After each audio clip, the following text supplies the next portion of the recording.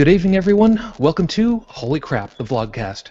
VlogCast that comes from a skeptical point of view to answer some of the questions of why. This VlogCast started as a combination of spite and the Streisand effect when some people on Facebook that I knew from high school complained that I was doing Facebook wrong by posting stuff that was a correction to stuff that they were posting because they were posting stuff that they wanted to because that's how you do Facebook. Part of this is also to follow through with the old adage that sometimes the journey is more important than the destination. I am known as Shujin Tribble all over the place. You can find me on Facebook, G+, Twitter, Skype, all over the place under that name. I was born into a Roman Catholic family in Brooklyn, New York, raised on Long Island. I currently reside outside of Buffalo, New York, and am an unabashed atheist. As you can see, on the round table we have a number of people again this week, so please bear with me as I make sure that everybody gets a fair shake. We're expecting a couple of other people to show up mid-show, so again, don't worry, we may still have the folks over here. Starting from north of the border into Canada, Heretic Woman. Hi, good evening. Heretic Woman. I'm from Ontario, Canada. I started out in the United Church of Canada, which is pretty liberal, and then I did something silly and joined a Calvinist sect. That was not one of my better choices. I have now been an atheist for 25 years, and much better on the other side. Thank you. From south of me into Delaware, Unrenowned Tech.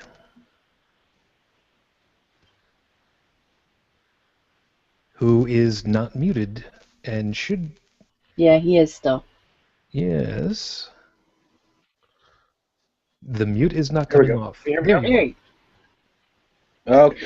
Delaware? What are you talking about? I'm in Maryland, dude. You're muted, and I'm having fun at your expense. What else? I go by the handle of Unrenowned Tech. If you've seen the show, well, it's the same old, same old. I live in Southern Maryland. I grew up in upstate New York. I lived in and grew up in a multi-religious home. One side Jewish, the other side Catholic. Had a little taste of both, and lived for a time even in Virginia. Became a born again for a while, and then I came to my senses. and about, how long has it been, Sujin? 6 years, 7 years, something like that. And I realized I didn't believe any of that crap. Moving to the west of me, across the Great Lakes, Joseph. Wait, west? I'm not across the Great Lakes. I'm directly south of you. You're originally from Chicago. Well, true. Good evening, folks. Name's Joseph. Born and raised in Chicago, Illinois, to an Irish Catholic family. Bite me. Spent 8 years in the United States Armed Forces. Currently living in Pittsburgh as an atheist and a graphic designer. Moving across the pond over to England, and Chris. Oh, hi, I'm Chris. I'm based in the UK. I was raised sort of nominally Catholic, but have been an atheist since probably my early teens. I've only recently sort of redeveloped an interest in religion from the atheist side. Okay, moving south through the channel over to France and Joe. Well, Joseph. Hi, name's Joseph. I'm originally from London, Ontario, and I've been living here in Paris, France since quite a few years, and I've been atheist from around 18. Okay. Now, as I mentioned, we do have a couple of guests on. Only 2 out of the 3 are actually on camera at the moment. That's okay. Taking us south over into Pennsylvania, well, in this case, southeast, over by Philly, is Bill from Barroom Atheists. Greetings. I'm half of the Barroom Atheist team. My wife Susie could not make it, unfortunately, but I'll tell you my story. I was raised Roman Catholic until Mom got divorced. Then we became Methodist, went non-denominational for a little while. Mom got divorced again. Then we went back to Catholic, and I just said this is all garbage. And you brought us in under the 2-hour mark. Thank you. And taking us south from there to Savannah, Georgia, from No Religion Required, Bobby and Miss Ashley. Hey, y'all. It's My name is Bobby Seifin, a No Religion Required podcast. I'm a former Southern Baptist, and unfortunately it took me 40 years to realize that donkeys couldn't talk. And I am now indeed an out atheist living down here in the Bible Belt of Georgia. My co-host is here, Miss Ashley. Hi, y'all. I am Miss Ashley. I was raised Southern Baptist who had never read the Bible before, and I'm doing so now and finding out that a lot of the stuff I was told was a whole bunch of Which is exactly the whole reason for doing tonight's show. We appreciate your restraint. Leave it up to Miss Ashley. Exactly. Now, of course, for those of you that are watching live right now, thank you very kindly. If you'd like to go ahead and chime in and utilize the question and answer system on the sidebar, please, by all means, feel free. More than happy to go ahead and tackle any of the questions that you want to pose to us. However, before we get started, of course, with apologies to Noah and Heath, 5 minutes on the clock for the freestyle. As usual, I think about what I'm going to talk about during the show, and as we've seen on too many occasions, I start out the week figuring out what I'm going to talk about, and by, Tuesday, Wednesday maybe, I've kind of got a pretty good idea as to where I want to go. And then suddenly the great God Murphy suddenly rears up his ugly head and says, guess what? Well, this week, I pretty well knew what it was I was going to end up talking about. And I have no qualms with going ahead and completely blowing our PG-13 rating right in the first 7 minutes of the show, because it's exactly on topic with the rest of everything else. Fuck your holy book. There, I said it. It's what everybody else has been saying all over the place. Fuck your holy book and everything that it stands for, and I'll tell you exactly why. Because every one of them has got something detrimental to say about the human condition, about society at large. And believe it or not, I can say that with pretty much good confidence, even though I haven't read all of them. As a matter of fact, I've only just barely scratched the surface on the Bible itself, and that's secondhand. So if you want to go ahead and say that your holy book is better than somebody else's, you know what? Screw you big time, and I'll tell you why.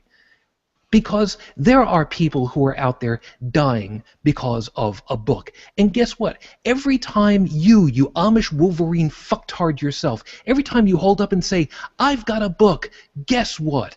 Bunch of other people got books, and you know what they're doing? They're using it to justify genocide. Really, that's what it comes down to. When has that ever been a good idea? Ever. Unless, of course, it's a matter that you simply want to have full and unfettered control of everything and everyone. But, of course, we wouldn't go ahead and intimate such a thing. I mean, that would be wrong. I mean, we don't want to hurt anybody's feelings now, do we? Oh, right.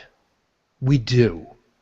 Because it's the right thing to do. A couple of weeks ago, I went ahead and I brought out a really, really great idea about Genesis, where I actually postulated that when Eve was given full knowledge of good and evil with the biting of the apple, her first fully sentient conscious thought was it was a better good to share the knowledge with Adam than it was to follow the dictates of the tyrant overhead. Think about that a second. The absolute right to dissent is ingrained in the human condition. It's written out as a bad thing in the Bible of all goddamn things. And yes, goddamned. And I'll tell you why, too. Because what is more important? Sharing the knowledge of what's right and what's wrong so that you can make better decisions? Or is it just following what you've been told to do? You take your book and you follow what that book says. Let's do it this way.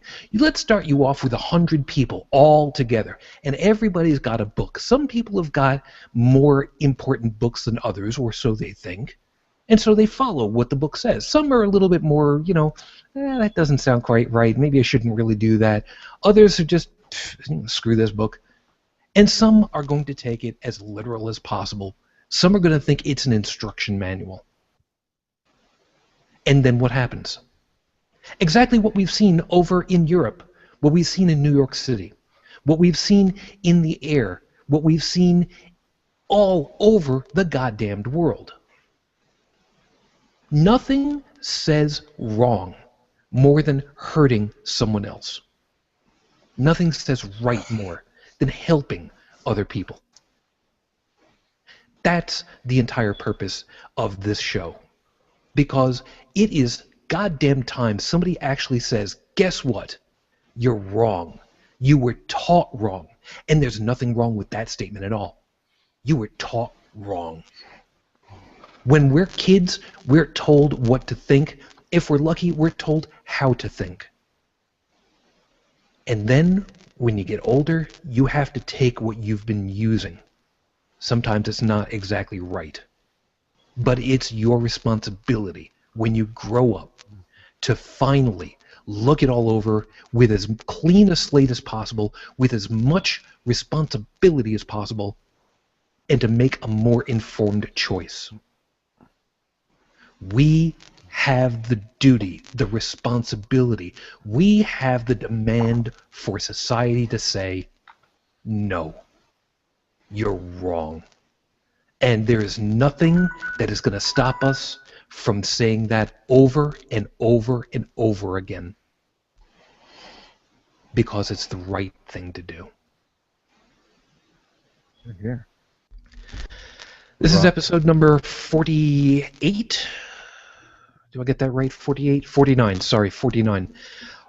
We are fast approaching 1 year's worth of shows, although we are actually already past officially 1 year of doing the show. We've had a couple of weeks off because of certain things, and that's just going to have happen.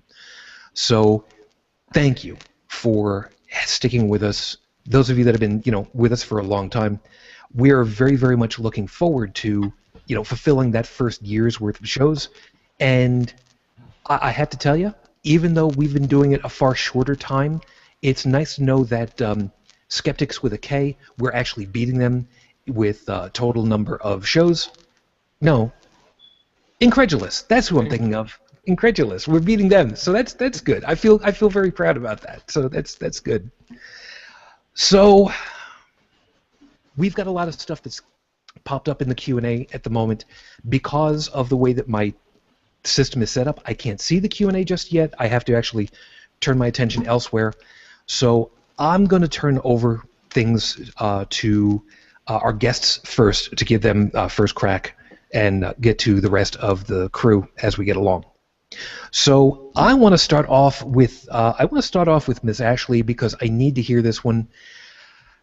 Can I set up a burnt offering for you outside the backyard for you? Well, there's a church back there. I don't know how well that'll go over. That's perfectly fine. I mean, literally, right? You open up my back door, it's right there. Yep, that's fair enough. I know that we could do that and waft everything around. Bill, what do you think? You think Susie would like a burnt offering in the backyard? Mm. It's kind of funny you say that, man. No, it's not. It's exactly what I intended to do.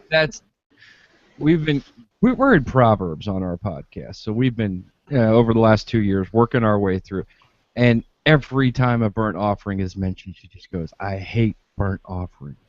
And for people who've never read the Bible, they mention them, they mention how to do them, they mention when they're required over and over and over again.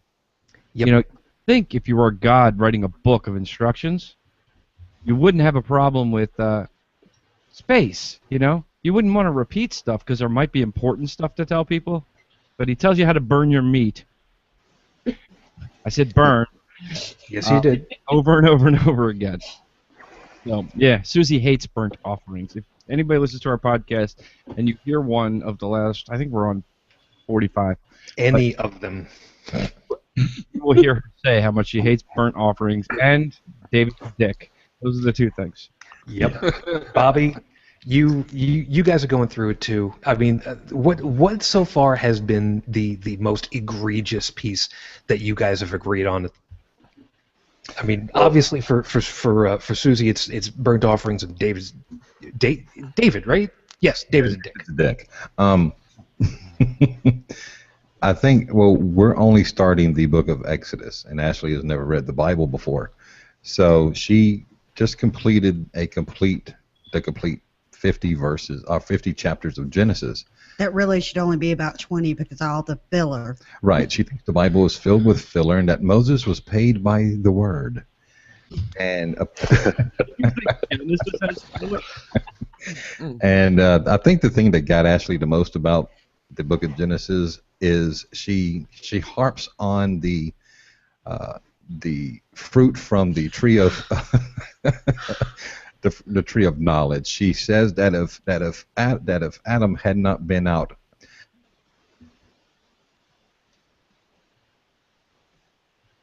I'm getting worried now. I think we may have lost. Oh no, it's network lag. Oh, there we go. Sorry there, Bob. You chopped out there.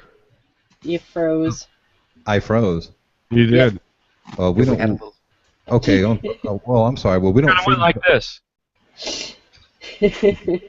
Yeah, but did I look sexy? I was aroused. I was very aroused, Bobby. No. Ashley's main thing is she can't get over the creation story, and she can't seem to get over Eve eating the fruit, and she says being blamed for it. and being blamed for it. So I've tried to explain to her that if it wasn't for the women, we'd live in a perfect world. What? Now, speaking as the only other woman on the show at the moment, Heretic Woman, Yes. when I first put that out about Eve a couple of weeks ago, I put it out over to you specifically first. Now, we've talked on several occasions about different things, and that one in particular. So, since we're talking about the Bible and such, how much had you learned through the different annals? I'm assuming probably about as much as we Roman Catholics did originally. Yeah, pretty much. I didn't read the whole thing until later on because any church that I had belonged to, they did the whole spoon feeding thing. So we're going to read this today, we're going to read that today, and then we're going to tell you what it means and all that garbage. So, but I remember being at a Bible study as a teenager, and this was with the Calvinist group, where I don't even remember what specific verse it was, but it was the old, the wife must obey her husband verse, and I just kind of went, huh? Well, yeah, that's the way, the order of life. I'm like, I don't think I like that. And they just kind of said, well, that's how it's supposed to be. And I'm like, I gotta rethink this stuff here. No, I don't think I like that. But then, as it turned out, I stayed for like 2 more years. Forgive you a little bit on that. Joey. God, one of these days I'll get used to this. Okay, as Roman Catholics as you and I were, I don't know if it had ever come up before. Had you gone through any kind of catechism, Sunday school, do any kind of Bible reading at the time? Other than Mass, of course. You're aware that my first 3 years of school were held at a lovely little place known as St. Mary's Nativity in southern Chicago. I know, but I gotta move the narrative along, So yes, But- I've had my fair share of mandatory Bible reading. Yes, but now the question I'm really wondering on this one is, was it much more the way that you kind of study history class, where you memorize the dates and the places and whatnot, but you don't really get what the story really is? Pretty much. That's kind of what I was looking towards. Kind of figured as much. Unrenowned Tech, I'll get you at this point. You've also got the multi-past also at this point. For you, through your coming up and whatnot, how much book learning did you get on it all? In the beginning, not of the Bible, but of the introduction to religion. What I got from my parents was basically some general of the two sides, the minor differences and the major differences, which came about at an early age when you ask, why do we celebrate Hanukkah and Christmas, things like that, and then you learn little bits here and there, and I definitely received some of the cultural aspects of the two, more so than written work. And when our parents tried taking us to the religious buildings, well, that didn't go over too well with us, so we ended up not having to go. The only time when I really first started reading, that didn't actually happen until high school. When I joined a youth group called Young Life. I don't know if any of you here are familiar with it. It's a Christian youth group. They do after-school activities together. They have a tendency to pray around the flagpole at lunch, which the school doesn't promote, but they don't forbid. You know. And after-school activities are fair game for any group. You know, there's a bulletin board. You know, you can put up what it is as long as it's school, and no problems. But the first thing I read was a book given out by Young Life, which touched on passages of the New Testament. It didn't touch anything to do with the Old Testament. And I remember reading the book and being, really worried about certain things. And I actually came home one day, and I made the mistake, or actually, you could say it was probably one of the best things I ever tried to do in my life, and I tried to convert my mom. And my mom is a very smart lady. She's very well grounded. She is also a very articulate when it comes to debating. And she put me in my place. And a couple days later, my mom and my dad sat me down, and they gave me a copy of the Bible, the whole Bible, Old Testament, New Testament, all together. And so I started reading. I fell asleep through Genesis, especially with all the names. That part was the part where I actually fell asleep, was trying to memorize all the names. And the more I read, the more things started getting conflicting for me. So I have to say that is exactly when I really started down the path towards becoming an atheist. That's sunk in little by little by little over many, many years. And I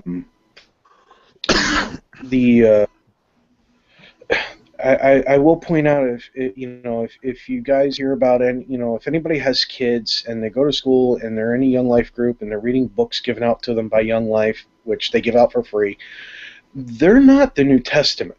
They just take what they want from the New Testament, and then they tell you how great everything is, using these statements. They cherry pick. And when you have the whole book in front of you, it's a game changer. I can hear that, absolutely. And that's probably one of the most insidious pieces. We'll get to that in a couple minutes. Joseph, you started off, like you said, over here in Ontario, and then moved over to France. How much? I mean, now we've talked on a couple of occasions. Where you are now, it is far more secular than over here on this side of the pond. How much learning on religion on whichever book you might have come across earlier on did you have? Well, when I was growing up, most of my extracurricular activities were Bible-oriented or religion-oriented, and I was being, without my knowledge, actually groomed for seminary before I kind of figured out what was going on.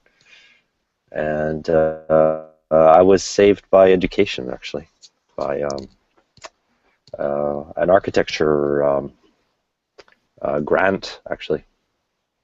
I forget what you call that in English.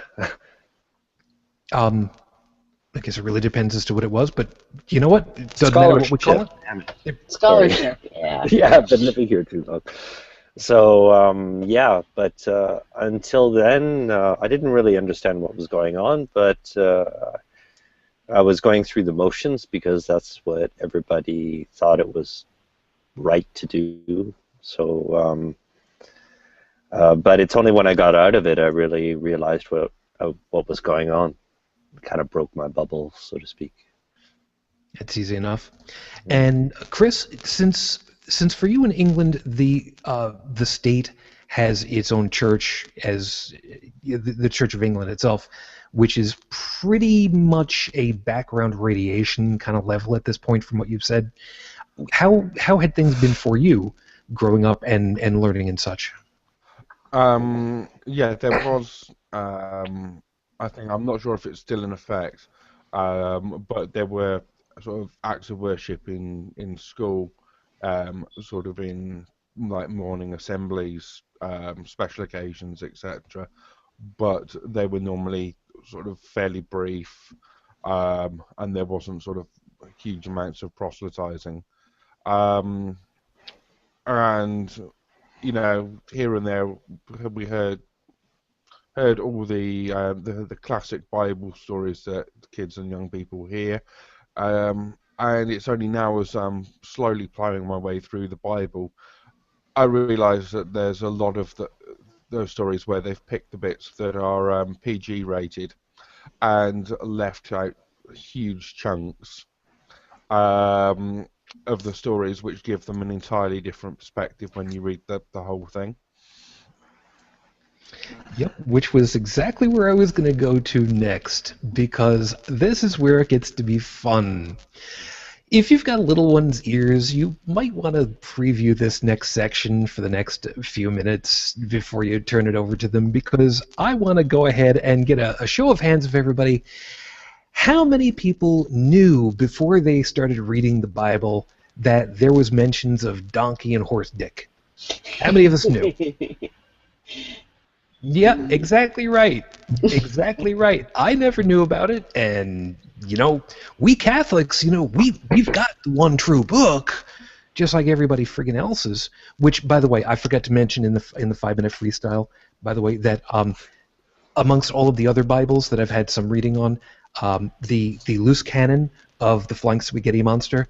Yes, heaven does have beer volcanoes and strippers and midgets and such, but never ever once, to my best of my knowledge, does it say that you have an unlimited supply of dollar bills. So maybe they're free. Yeah, when the hell is that ever? Well, no, yeah, you got to heaven. It's heaven. That's a good point. That's a good point. Or maybe they take beer from the volcano. Maybe they're exactly the same, but in hell you have no dollars. Right, you can see it, but you can't buy it. Got it. Yeah. Well, that would truly suck right there. You know what, Ms. Ashley, we didn't hear from you. You didn't know about the equine reproductive pieces at all, did you? No, I sure didn't. And then you found out. and we could hear you blush all the way on this side of the podcast. I have to chime in now. Miss Ashley please. read that on our last episode. Mm-hmm. And I actually saved that little piece, and I just play it to myself over and over again. I have the original. I turned the original into a sound clip. I want it as a ringtone. Are you kidding me? Yeah. Hey, Bill, Rob, you are my hero. Sexy version, Bill. You want the sexy version at the beginning of the show, or the one that during Bible study? The sexy version. The sexy version. I've got the WTF version. I know. I love Deb's version. That's just gonna have to be played. I watched that clip of my show the other day with some people. It's like, you guys, you gotta see this. The new thing is listening to Miss Ashley read the Bible. Yeah. Sure, why not? And that's something that I wanted to make sure that we specifically hit on. A lot of times we, and I'm using the royal we for a second. No offense, Chris. The royal we in this case, meaning that we collectively as a society, never mind as any particular whatever we might have grown up as, we collectively really have not read the Bible until we started questioning. And there has been the statement. I'm sorry? I said I agree with that 100%. Yeah, and it's not at all unusual from what I've seen. I mean, growing up, growing in New York City, effectively. I mean, the outskirts, but still, New York City, full well, is a huge bastion with all of the immigrants who had come through and brought whatever the hell it was, and the Catholics and the Protestants, so many of the Christian denominations came through and stayed. You got Little Italy. You got all of the guys who, stuck it out over there. So New York City, to me, is far, far and away more a Christian conglomerate than anything else. The Jewish areas be damned for a second, and really, you guys want to rope off your entire street with rope to cheat God into thinking that maybe if you're outside, it's the same as the inside of your house? Nice going there, guys. Public park, even. Yeah, well, exactly, yeah. So here's the piece that I want to find out, and I'm going to throw it open to whoever wants to go ahead and hit it first. Who would you recommend people now listen to find out more about what's going on with the Bible? And I will also preface that with shameless self-promotion is completely acceptable at this point. No religion required. Yeah, go Miss Ashley. That shameless self, whatever it was he just said. Promotion. Yeah, he said it was Prostitute. for us. But I would recommend anybody listening to Miss Ashley. She's reading the Bible for the very first time, and she's reading it in a way that she doesn't read ahead. So you get the true response to her reading the Bible and her true reaction. The normal reaction is WTF and what the hell? And yeah. And did he just say that? Wait a minute. But I also have to say that you'd have to listen to Bill Robbins from the Barroom Atheist too, because he makes it very comical to listen to, and he puts it in a way that, now granted I am reading it, but he puts it in a way that makes you go, really? Are you kidding me? What the? Yeah. Yeah. Yeah. Well, if you want to hear somebody do it drunk, that I mean, 2 of the 3 words are bar room. So yeah. Bill, you should do a drinking game like Dave and Michael does. No, he did that already. And Oh, you did. Anybody wants to hear my drinking game, go to episode 24, Okay. which was published 2 weeks too late after it was recorded because I wasn't well enough to really listen. Because you ever have a hangover and you can't eat anything that you ate before that night, or you can't smell the alcohol you drink? I couldn't listen to it. I was that. I woke up the next morning on the bathroom floor. Ooh. But it made for great audio, Bill. You heard the edited version. Yeah, and I loved it, brother. Hey, it was Bill who told me, who broke my heart and told me that Sodom and Gomorrah weren't married. No. That Which is true. one did you think was the girl? Gomorrah. Gomorrah. Yeah, Gomorrah sounds. They took turns. Well, It's And I actually thought Sodom is where we got the word sodomy from. Yes. Oh, it is. It is. Okay, It good. is. Whew. You were good on that. One right. Excellent. there you go. Got 1 out of 5. Good job there, kid. Funny on the topic of sodomy. Yes. Now that we're talking about that, yeah. Segue. Well, I had to educate someone because they didn't know what the hell I was talking about. My first stint was with this, based on the etymology of the word, was with when I found out about the UCMJ definition of it, which is the Uniform Code of Military Justice. Thank you. We have our own. In the military, we have our own justice system, and their definition of sodomy is essentially anything that isn't the missionary position. Wow. Generally speaking, a lot of people seem to think that sodomy just means, bend over and take the back door in. But it actually is more than that. It really encompasses any sexual act that is not approved by the expressly church. for the purpose of procreation. Yeah, oral's definitely concluded in the UCMJ. Yes, it is. Yep. And Chris, you were going to say something? I'd say it's these things, sodomy, basically it means anything that's not approved by the church. That's a good way of putting it. And Joseph? Yeah, I just wanted to add that aren't most missionaries supposed to be celibate? I never understood that. Yeah, how did they get their own position anyway? Yeah, it is kind of like a priest trying to give you sexual advice. Yeah, or marital advice. Yeah. You know, we need an atheist position. I don't know which one that would be, but we need one. I prefer doggy Those of style us- personally, but Those of us who are Catholic, yeah, we've all had that moment in the confessional where you're sitting there telling, and you're just wondering what that priest is doing on the other end. Yeah, that's it. Tell me Glory that. hole. You know, But you do realize if they name a position after atheists, according to certain religious organizations, it'll never exist. well, then you could never, cheat or anything. and you can never be accused of it either. It would never live in court. Yeah. I don't know. I figure the atheist position is whatever the hell position you felt like at that time. No. The atheist position would be whichever one makes sense. Okay. That's like all of them. Yeah, I'm trying to Yeah. think. They all make sense to me. Or an absence of all positions. Well, it would be extremely situational. I mean, obviously there are some positions that just won't make any sense if you're in the back of a Chevy. Kind of like natural selection. You adapt the position to the environment that you are in. Oh, sure, just adopt relative sexuality. You have no absolutes in your sexuality, so That's therefore right. you have no measuring stick. It's that whole Kinsey sliding scale all over again. Suddenly it's a That's right. sliding scope all the way down to something else. Funny you mentioned sliding. What have I done? What have I done? First of all, We've opened take Pandora's Flipper box. to a whole new level. Hold on. Joseph, go ahead. Which Yes, one? Joseph. I think he's muted.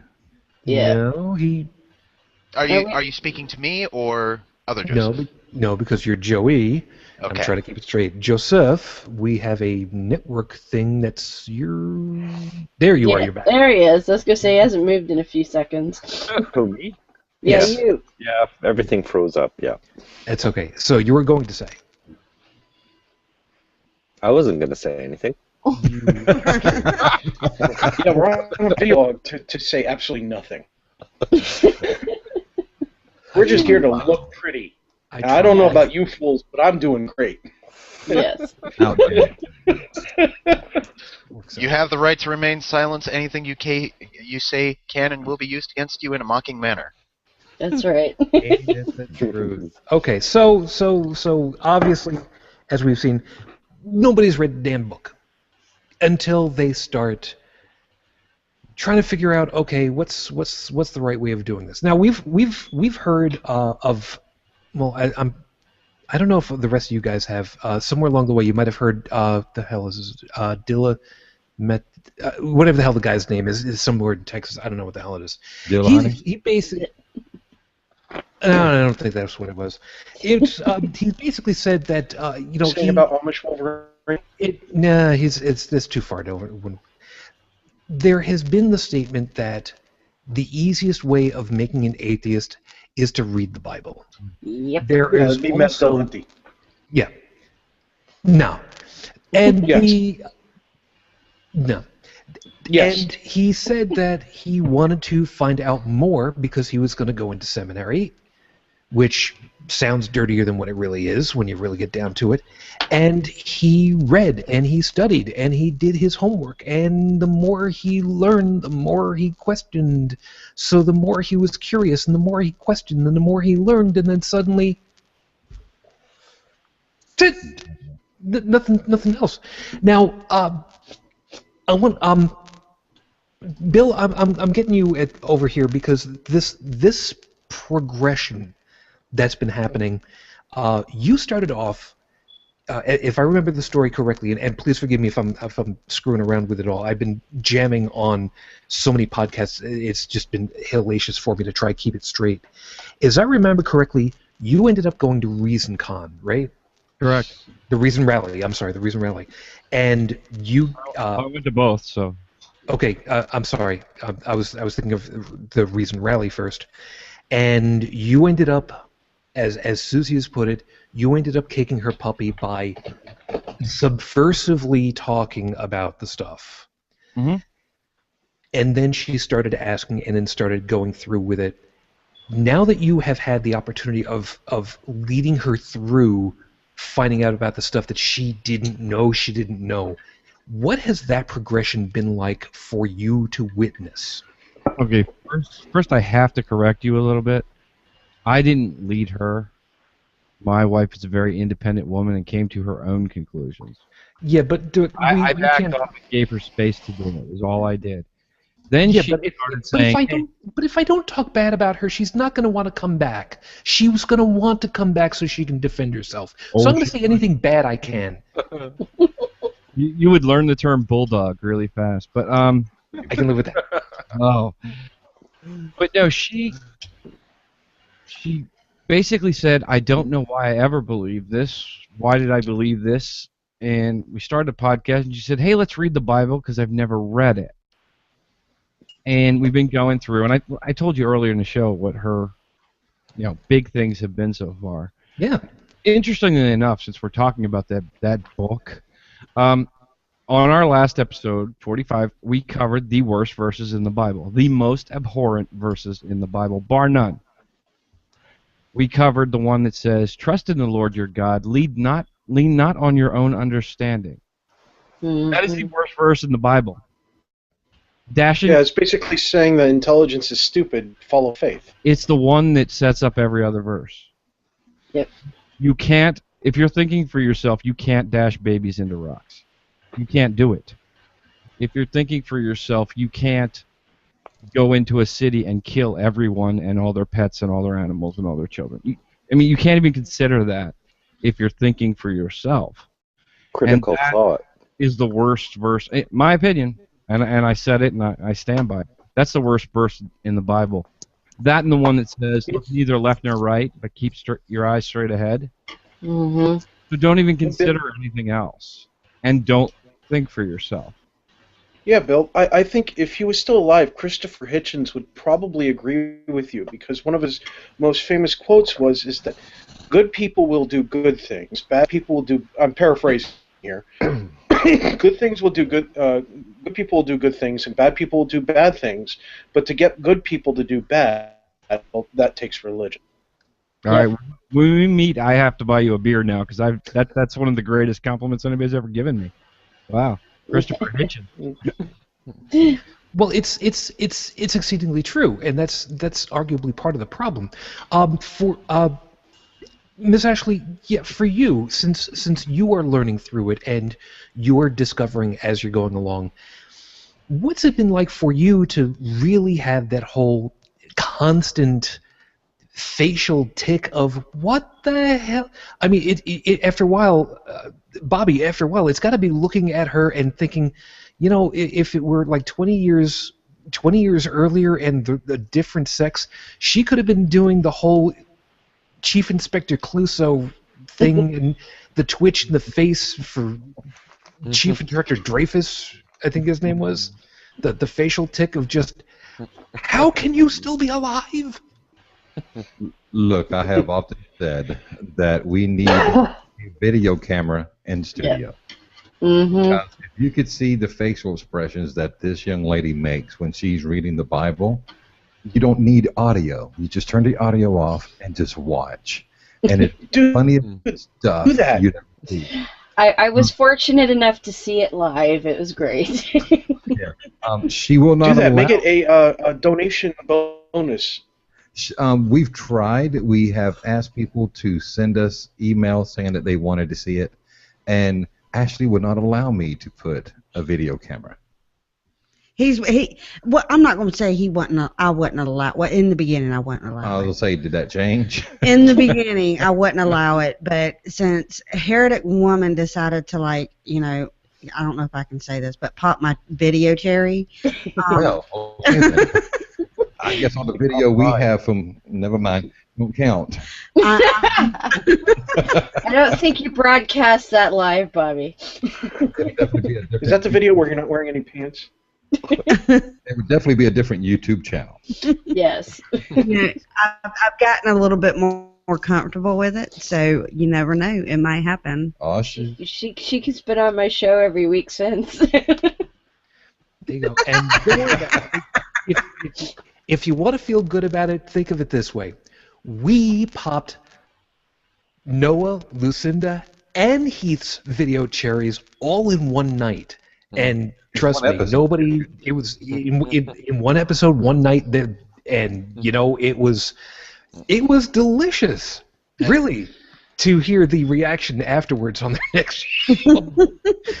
Joey, yes? Well, aside from the brief appearances that I've made on the recordings that you've done for your coverage at the zoo during AC and all that, this is the first time I've ever been on video on the internet. I mean, this show, so. Yeah, and there's nothing wrong with that. So the okay, so Bobby, okay, so Ashley's got all this stuff going on. For you, watching the knowledge coming through for her, what has been your takeaway with it all? I mean, have there been times where you've just looked at her and gone, maybe this is just a little bit too much? No, that has never occurred to me. Because to me, it was very important for her to read the Bible and know what was in it.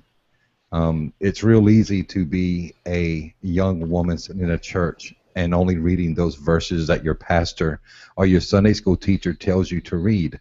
They always pick those feel-good verses, John 3:16, but they never really go into what is really in the Bible.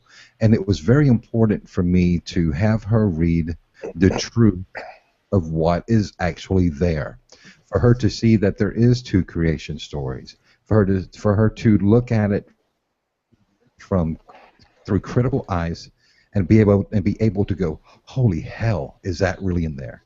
And it gives her a pretty good tool as well when she's talking to other people to say, hey, here's what your Bible really says, and then have them say that's not in there, only to find out that guess what? Yes, it is. So I think her reading the Bible has really, really helped open her eyes to some of the dangers of religion. So I wouldn't change a thing. I tell you what, ever since I started reading the Bible, it has changed how I'm raising my kids. It has. Do tell. Well. Yeah, you can't open that door. Yeah, I know. Yeah. Well, first off. Hold on. Before you go with this, because the hesitancy, because of the way that you just said it, Bobby, I want you guys to know, if there is something you are even questioning for yourself, should you even say it, don't worry about it. There's always time to open more later. You can't undo something. There's no edit here because it's live. So if you're even thinking about it, don't even, it can wait. No. I'm comfortable with it. Okay. I was just trying to figure out the best way to explain. My 8-year-old is not really at the comprehension level right now as my 14-year-old is. But the 14-year-old, I'm teaching him to, question everything, because he was into the church scene, and I was okay with him being in the church scene, but I wanted him to understand what was being taught to him on the church scene. When somebody at church would tell him, well, no, you need to read this verse in the Bible, I'd tell him, well, no, you need to go read this verse as well.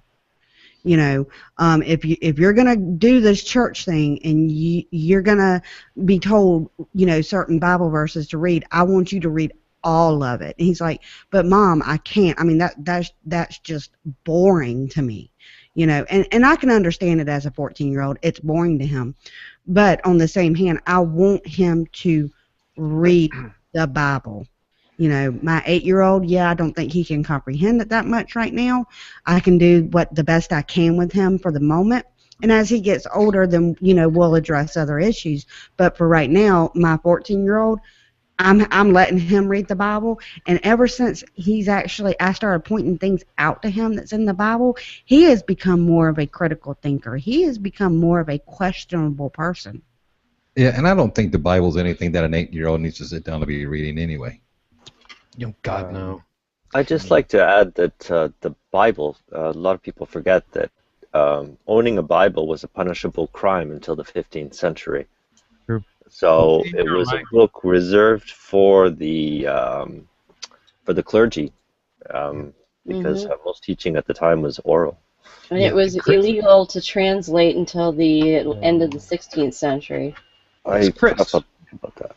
Yeah, sure. If I could just jump in on the fact you're saying that the Bible's quite boring to read. There's a lot of it in the writing style is when you look into the background. A lot of the repetition is meant because large sections of it were originally in verse, because it was an oral tradition that was being passed down, and that helped people remember it. And the other thing is, it's written in a variety of ancient languages, and so none of the culture or the meanings of that language translate properly or have been translated particularly well on there. So you're missing out. It's really easy to miss huge swathes of meaning in there, and just go, well, this doesn't make any sense. Like, when you see the 100th time and someone so was born by a whale, and because of this his mother called him Fred, or whatever the ancient Hebrew was. This makes no sense, but obviously the original Hebrew name would have meant something to the people at the time. Yes, yeah, I was going to say, as a matter of fact, I'm going to kind of hit on pieces of that in a couple of moments, but sticking with the parenting thing for a second, Unrenowned Tech, hit you again for a couple of moments because you've had the run-ins with your little guy back and forth with religious teachings back and forth and I don't want to say deprogramming because that's the wrong connotation, but the additional learning, I guess, is the best way to put it. Well, what was happening rather, my son is very inquisitive. He wants to know things. He wants to understand things. He wants to comprehend things. And there was a point in time where he was trying to understand some of the things about the world around him. In one of our past episodes, the key example I used was when he wanted to understand why lightning was so loud. And I had asked him, I said, well, did you ask your mom that? And he said, yeah. She said it was God made it that way. And I said, well, would you like to hear my answer? And I explained to him this scientific, the way how lightning works. And now I kept it simple. I kept it simple with, I do gesticulations with my hands because I'm part Irish, and I'm part Italian. That's the joke. Sorry, and I Same even showed thing. him some pictures of lightning in slow motion, so that he could get a better grasp of the functionality and the science behind it. And ever since, he's pretty much stopped asking his mom questions about stuff like that, and he tends to bring them to me now. I've also explained to him, though, that my position on the concept of God, and I explained to him that that's my thoughts, my opinions, and he should not take my opinions and use them as his own opinions.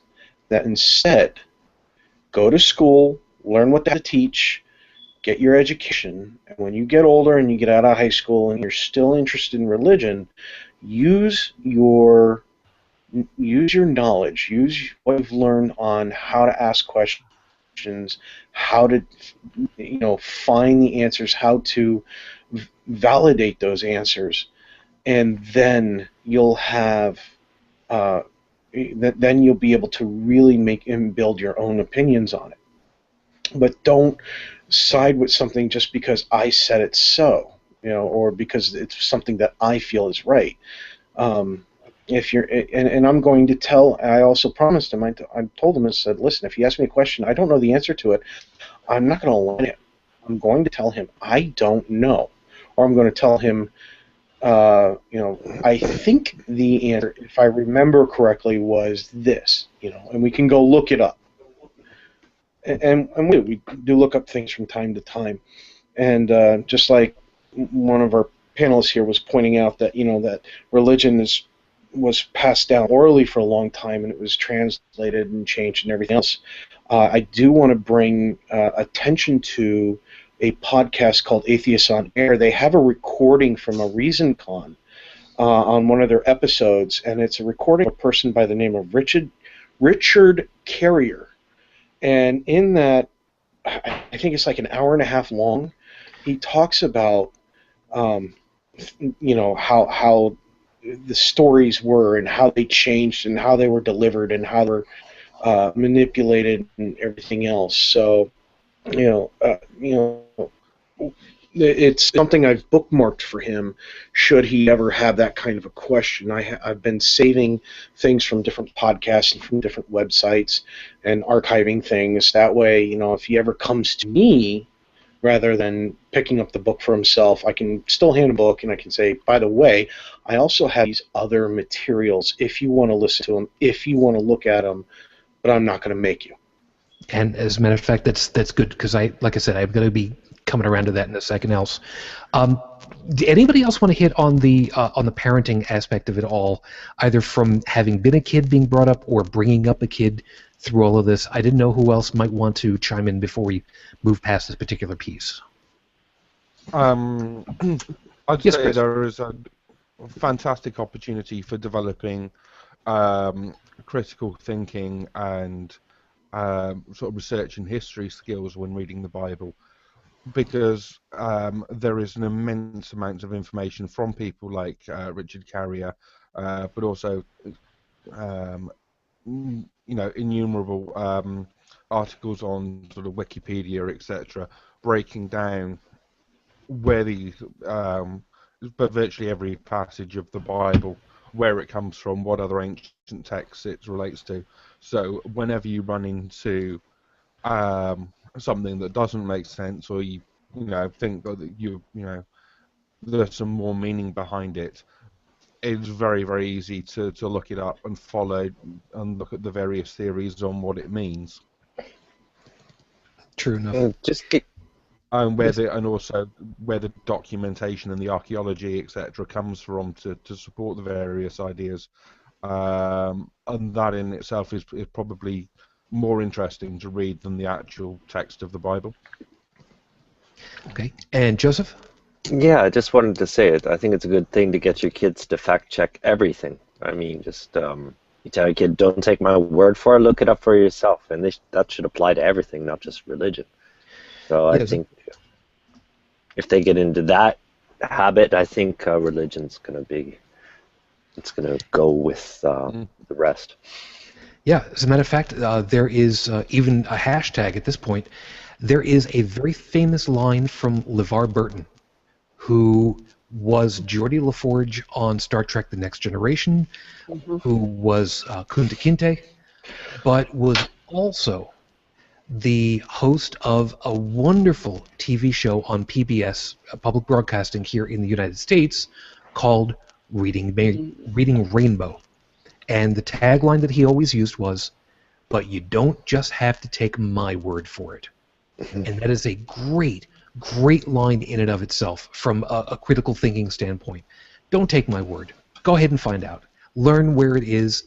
And I've said on many an occasion, sometimes knowing where to find the answer, or even how to find the answer, is more important than remembering it yourself. Because you can always misremember it. And, all you got to do is just, go look for somebody who keeps this kind of information somewhere. Libraries are good things. And to quote a famous cartoon, knowing is half the battle. G.I. Joe! Is true to a certain extent. All right. By the way, yes, I know that I've been getting a little bit of flack for it, but you know what? It's because I had completely skipped over a piece. Thank you for joining us. If you're still watching, if you would like to chime in, please remember the question and answer system is right there. We've got a bunch of things over in there, and of course, thank you guys for chiming in. We did see Katie is over there, Beth, Ashley, thank you guys very much for chiming in and watching. The system says that we still have 2 viewers, which I don't think that that's necessarily accurate, but at the same time, yay, it's more than 0, which is good. If you'd like to drop a voicemail or send a text message, you can. I can't get a voicemail, but I can certainly get a text message if you'd like to send it over to.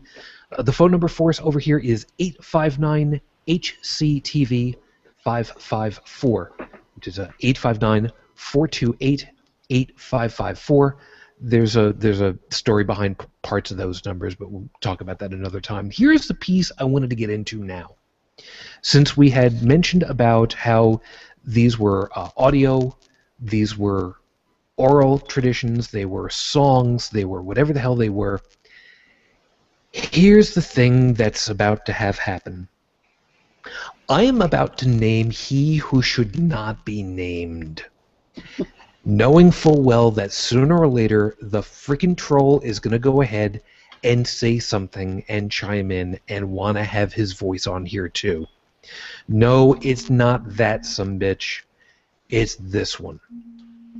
Matthew Slick. Now,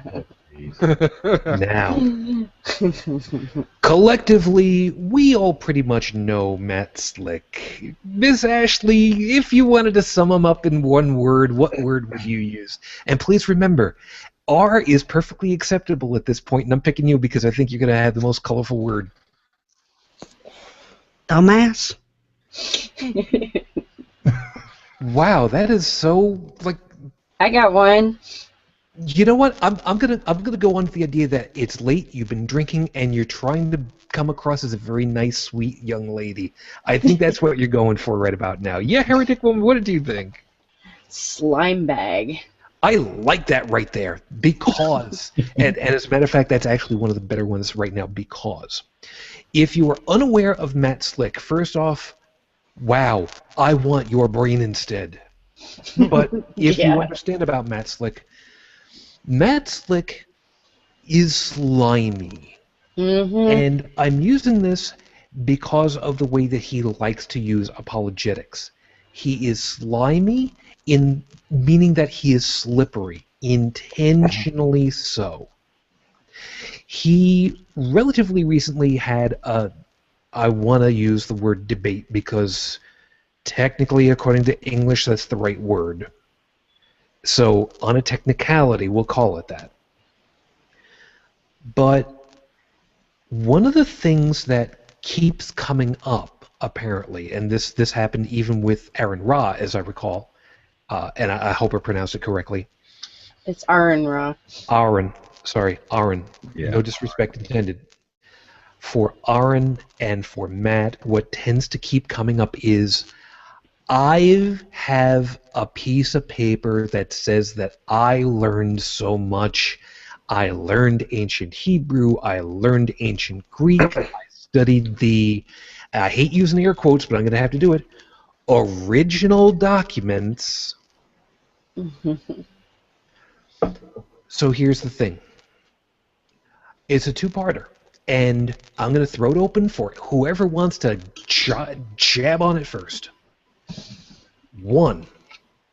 If he is so well versed in these ancient languages and studied what's supposed to be original documentation, why hasn't he come out with his own personal translation that should be far easier for everybody to follow and understand, because nobody else is reading that version except you dumbass. Everybody's reading what we've got currently. And 2, what should we do with people who insist on going as far back as possible through antiquity with a language, multiple languages, that are dead, and saying, this is what it meant? No, you can't go by what other people have translated. I know what's right. When really, if everything is mistranslated, then we're going off of wrong translations anyway, and why shouldn't we be taking the old stuff and... Oh, right, because that's the whole thing with the Quran. I'm sorry, never mind, I'll go back to that. Yeah. See, people like Matt Slick make Oops. me laugh. I know when people listen to guys like him, and listen to how they try to twist the words of people like Aaron Ra and Matt Dillahunty. I listened to the one where he debated with Matt Dillahunty, and every time he twisted something, I could imagine like cringing. I was laughing my ass off, and the reason why he makes me laugh is because every time he opens his mouth, every single time he opens his mouth, it makes me have a single thought go through my head. And that thought is, he's just a prime example of how nobody can seem to agree on the same damn religion. Yep. That's a good You one. ask you ask atheists to define atheism, and they will all tell you that it means that they don't believe in God. Not the reasons. It just means that they don't believe in God. Doesn't mean that they don't believe that a God could exist. It means that they don't have any kind of faith in a God. Okay. Yeah. It's not anti-theism. It's the agnostic and gnostic parts aside. When you ask a Christian what do they believe, you could put 10 Christians in a row and get different answers. And he's just another prime example of them. And currently you get 40,000 different answers to that one anyway. Chris, you had something you were going to hit. Oh, yeah. Yeah, I was going to say it's debating people like Matt Slick just turns into a nightmare for everyone I've seen because of the way he twists everything. His opponents spend so much time trying to keep the conversation on track and to stop him from redefining words mid-sentence. That they barely have time to get their own argument across. Well, I don't know if you guys heard it. I actually had a conversation with Matt Slick. Yeah, you whooped his ass. Did he not run away? He did, in fact, run away. But of course he did. He hung up. Yeah, because you see, he can't handle being nailed down because if you call his bullshit just straight up, he will run away. And he looked for the first excuse. I think one of the other people on the line had mentioned Harry Potter at all. That was our dear friend Dave. Yeah, it was Dave. It was Dave Potter. It was. But yeah, he ran. Oh yeah, fast. But what you gotta understand about Matt is he's a Calvinist and an ideologue, and he really believes the bullshit he's spewing. He really does. Which is strange. But yeah, he honestly believes it. He really does. Funny that you mentioned Dave because New Year's Day, another show that I sometimes co-host on, the Forbidden Fruit radio show, we had Dave on that day to talk about apologetics. And a guy who's acquainted with Matt Slick came on the show, and Matt Slick was texting this guy asking Dave questions through this guy, but he didn't have the balls to come on the show and actually ask Dave in person. Well, that's because you got this whole faux insulted thing. Yes. When you don't compare my God to Harry Potter. Yeah. What? You're insulted? No. No. You have the right to be insulted. You have the right to say that you disagree. But what you don't have the right to do, at least in this country, is say that your religion is absolutely... you don't have the right to be correct. Yeah. I think the thing that happened whenever he was on Atheist on Air with Bill and Dave is Bill and Dave did a beautiful thing. They took everything that he was saying and turned it around and used it against him, and he had no answer. Yep. And it got to the point to where they were using it against him, and he told Cash, he said, "If this is the way you're going to do it, I'll just hang up," because he knew he was had.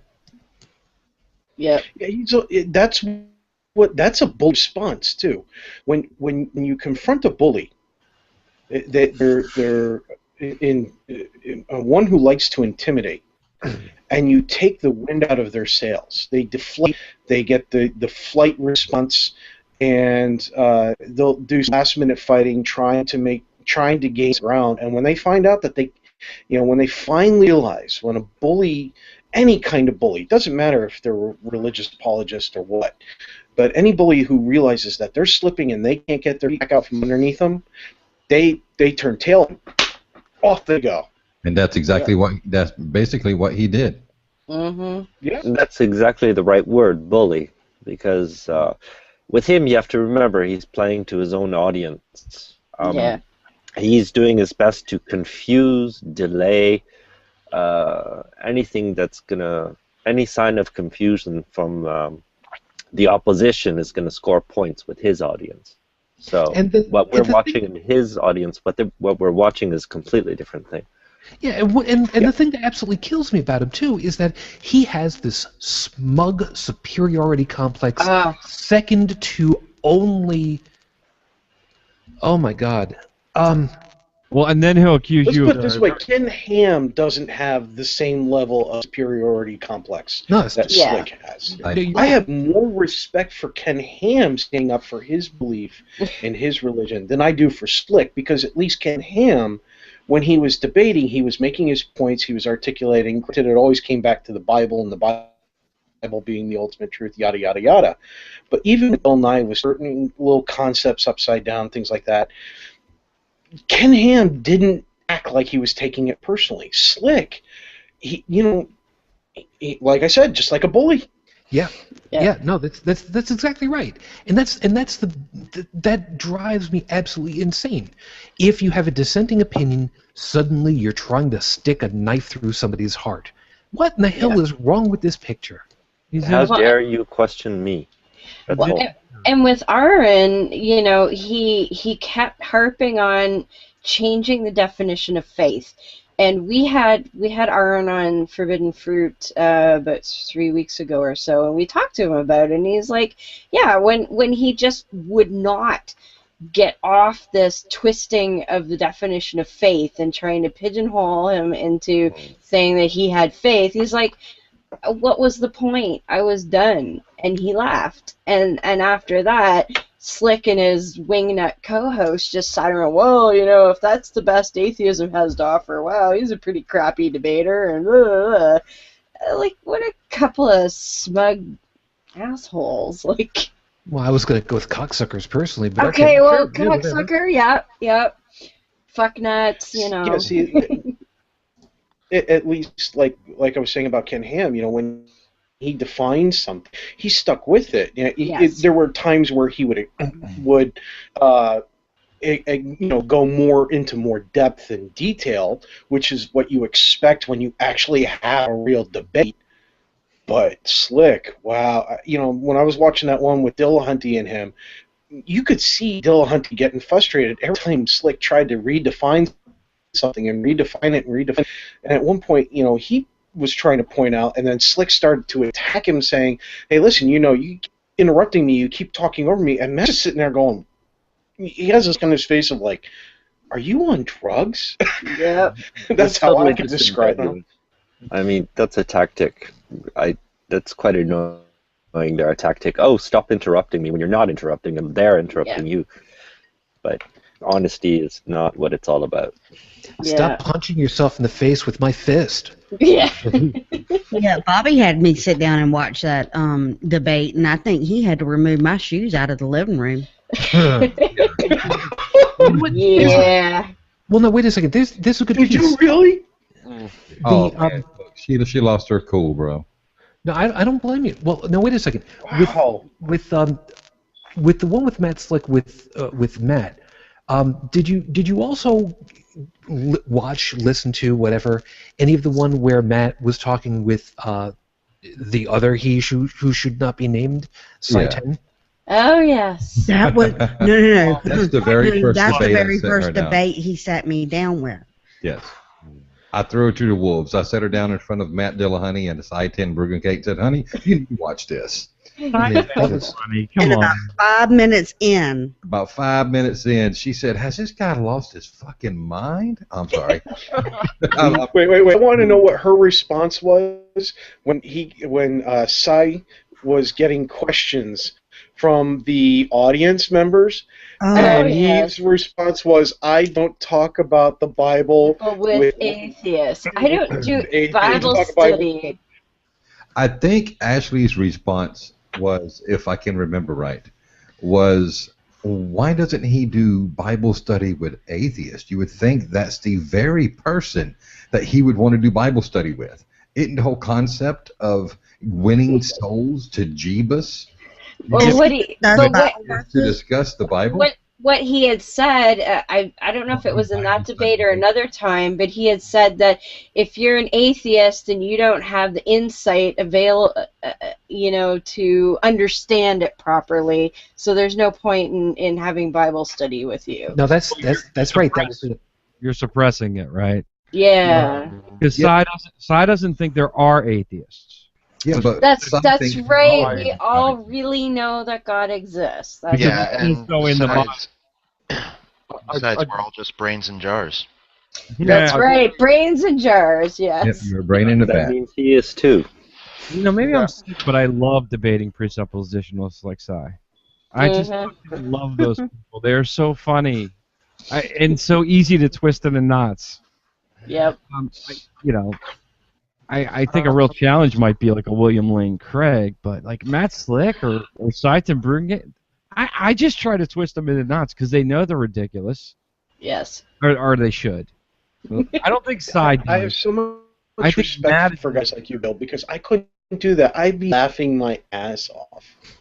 Yeah, but Bill did an awesome episode, and I don't know the episode number, but he did a fantastic episode on how to deal with people like Seitan and Matt Slick. And after listening to that episode, I'm like, damn, I'm ready to go. Because yeah, because you laid it out beautifully for Susie, and the fact that you laid it out for her, it made perfectly good sense to me. Well, I use Star Trek.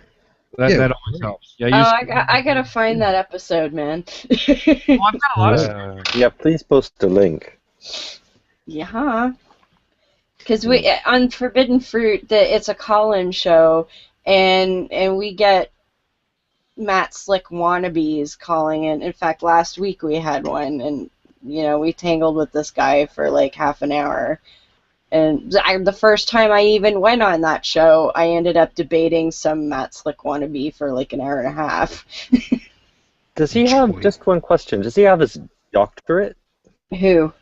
Slick? Slick, yeah. I don't think so. I think he's got various theology credentials. Yeah. I would have liked to call him Dr. I don't Skydaddy. know but- how good they are because I'm not an expert in that area. Dr. Someone just said now about what. Do they make a side doctorate of then and- bullshitism? Probably, yeah. They should. Yeah, sure. Just going to jump in on what someone said about what Seitan and presuppositionalists think. And for me, the position's always been so far out there that that I question whether anyone really believes this. That in their heart of hearts, because the whole presuppositional argument that we're just going to sort of assume that God exists and is necessary for the universe and logic and everything else isn't something that you would use outside of like a theological or philosophical debate. It's not something that you would use to convert people, and it just seems to be a tactic to avoid any discussion of evidence at all, which is why I shies away from discussing the Bible with anyone who doesn't agree with it. He knows it can be used against him. Yeah, but it's, and also some of the creationist stuff. It's some of these ideas are so far out there that you have to question whether people actually believe these, or if they just think it's a smart debating tactic. Well, you have to ask them. You have to ask them how they know there's a Bible. Yeah. How do you know a Were Bible? they there when it was written? No. You- How do you know it exists? Yeah, you can ask Oh, them, yeah. really, you weren't The there. Bible. They will tell you they use the Bible to determine that their senses are reliable. Yes. How do you know the Bible's there if your senses aren't reliable? Dude, I've been to a Ew. Best Western. I've seen them. Wait. I'm remembering something of this argument. The if the Bible if Oh, Jesus, don't how even. did it No, go? no, I will Yeah, ban your you ass. know which one I'm I thinking will, about. I will ban your ass. Don't even Do it. You know you Put it this want. way: if the Bible is true, so is Game of Thrones. And Well, for Spider-Man. that, Hey, so is You're not Harry. allowed bringing that up. You look far too much like Martin. Miss Ashley wants y'all to know that the Game of Thrones is indeed true. Just like Yeah. Twilight. Oh make- no! No. I'm Vampires do sorry. not Vampires sparkle. do not sparkle. They do not No, hell no. sparkle. No, guys, whoa. I'll have you know that back in the day, vampires suck blood, not dick. No, Yes. no. Real most- vampires. They can do both at once.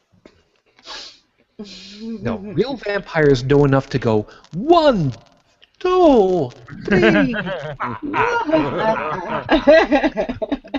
One. Oh God, Hey, no, I they- can't. You know what? I'm not gonna Yeah, do I that. was- I'm not gonna do that right now No, because I'm not this is either. not that kind of show. By the way, if Why you are is it that all watching of a this, sudden I want some Count Dracula cereal? Yes. by the way, those of you that are watching the show from 3025, first off, thank you for watching. And of course, if you don't get that reference, you really need to go back. Really need to go back and watch more TV from the late 20th century. It's worth it. Trust me.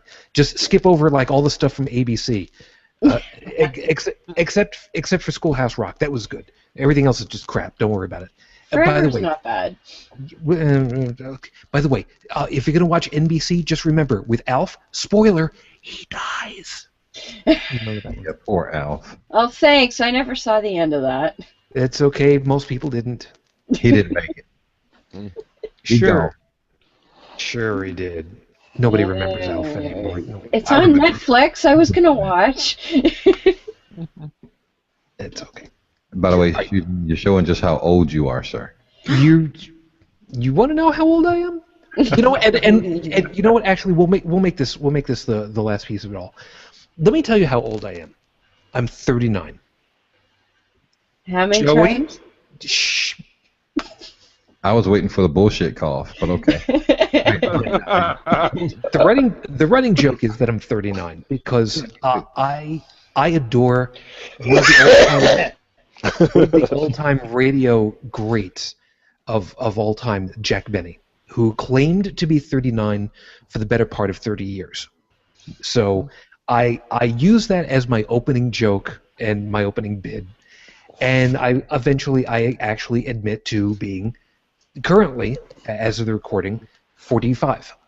Now, I mention that because I was born in March of '69. A few short months later, even though I have no memory of it, I was alive to watch on a little black and white TV man stepping onto a new celestial body. Mhm. For my lifetime, I've had the opportunity of seeing, even if I don't remember it, the incredible, marvelous technological revolution that has brought us to the point where some poor schmuck like me can have this chance to talk to who only knows how many people, and hopefully have something worth describing to the rest of everybody else out there and to posterity. And I'm not going to put this into any kind of disparaging remark. Bobby and Miss Ashley, 5 years ago, would you guys have thought that you would have had a podcast and talking to who only knows how many hundreds, if not thousands, of people at a time? Never would have imagined it. 5 years ago, hell no. But we were talking tonight, and I told Miss Ashley, I said, if you think about it, we are the generation that remembers living a life without the internet. Mhm. We remember that. We remember living a life without cell phones. I remember those days, and we are the last generation that can say that Yep. because the children today are born into an internet-based world. Yeah. And being that we are that generation and we are able to remember those times when you didn't have to turn around 20 miles from the house because you forgot your damn phone. Mhm. You know? Yep. And so to be 5 years ago and to think that I would be doing a podcast, broadcasting out to all over the world over and something that is invisible and can't be seen. Yes. I mean, we're living in Star Trek days, Hell Yeah. yeah. you know? You know, 5 years ago, I have to say this.